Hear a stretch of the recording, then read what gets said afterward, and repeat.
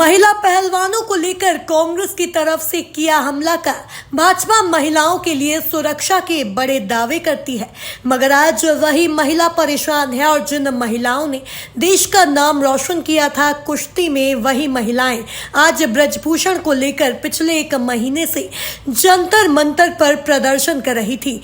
पर आज प्रधानमंत्री ने पुलिस को आगे कर इन्हीं महिला पहलवानों की दिल्ली के जंतर मंतर से हटा दिया और इन्हीं महिलाओं को बलपूर्वक दिल्ली के जंतर मंतर से हटाया गया। इसको लेकर कांग्रेस पार्टी की तरफ से किया हमला और कहा, जब इन्हीं महिला पहलवानों ने देश का नाम रोशन किया था, अब प्रधानमंत्री मोदी इनके साथ खड़े होकर फोटो खिंचवा रहे थे और आज वही महिला पहलवानों को दिल्ली के जंतर मंतर से हटाया गया और एक महिला पहलवानों के हाथ में तिरंगा झंडा भी था, इसका भी अपमान किया गया है। भाजपा के द्वारा यह सरकार तानाशाही हो चुकी है। न तो इनको महिलाओं की सुरक्षा से कोई मतलब है, न ही तिरंगे से। इन्हें तो सिर्फ अपनी राजनीति से मतलब है।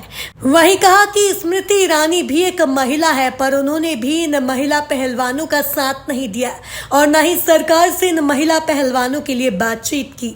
और यही महिला पहलवान परेशान है कि देश का नाम शायद क्या इसलिए रोशन किया था, या महिला पहलवानों के समर्थन में लगातार कांग्रेस आगे आ रही है। आपको देखना होगा एक महिला पहलवानों की आवाज सरकार तक पहुंचेगी या नहीं। वही कांग्रेस के नेता ने कहा कि सरकार पार्लियामेंट का उद्घाटन करने में व्यस्त थी, पर इन महिला पहलवानों की आवाज सरकार तक नहीं पहुंच रही थी।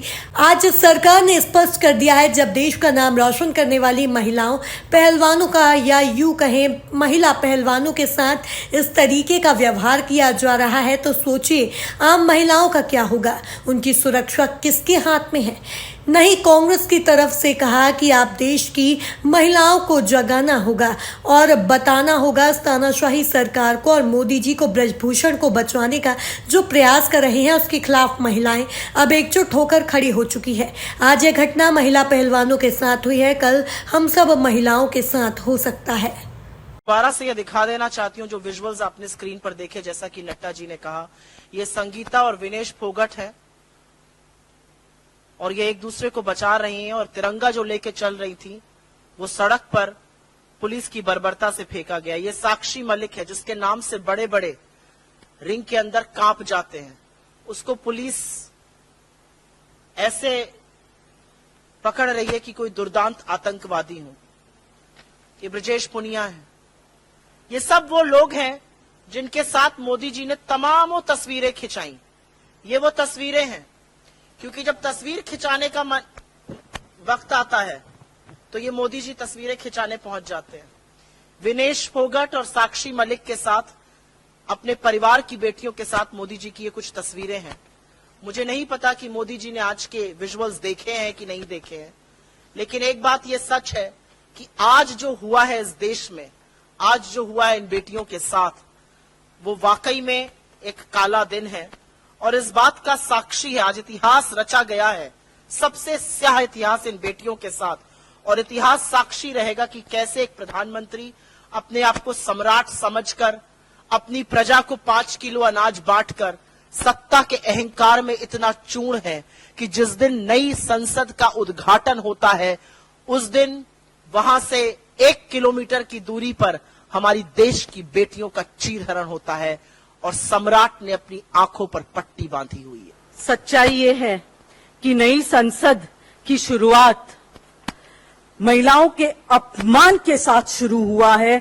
इसके लिए मैं मोदी जी को बधाई देती हूं कि उन्होंने भाजपा का जो परंपरा है, महिलाओं का अपमान, महिला शोषण, महिला उत्पीड़न, महिला को प्रताड़ित करना, ये उन्होंने जो भाजपा की जो परंपरा है, भाजपा की जो परंपरा है, इस परंपरा को जिंदा रखने का काम किया आज मोदी सरकार। और मोदी के नए सांसद में जैसे ही प्रवेश किया है, उसमें आज ये दिन हम सभी के लिए, देश की महिलाओं के लिए एक काला दिन है। क्योंकि जैसे मेरे साथी ने, सुप्रिया जी ने, उनकी एक एक लफ्ज में सच्चाई है। सच्चाई ये है कि जिस तरीके से देश की बेटियों के साथ देश की गौरव के साथ। और दुख की बात यह है कि जिस इंसान ने एक बार कभी उनको गलती से बेटी पुकारा, कभी जिंदगी में कोई नहीं चाहेगा कि ऐसे लोग किसी को बेटी कह के पुकारे। उस बेटी के साथ और उन बेटियों के साथ जो हुआ है वो आज किसी से नहीं छुपा है, देशवासियों से भी और देश के बाहर रहने वाले लोगों से भी नहीं छुपा है। आज का दिन भारतीय इतिहास में महिलाओं के लिए खास करके जिस तरीके से भारत के गौरव को जिन बेटियों ने अपने सीने पे मेडल्स लेके आए, उन बेटियों के सीने पे पुलिस के जूते, उन बेटियों को रगड़ा गया, खींचा गया और उन बेटियों के हाथ में देश का झंडा था। कोई तालिबानी नहीं थे वो लोग।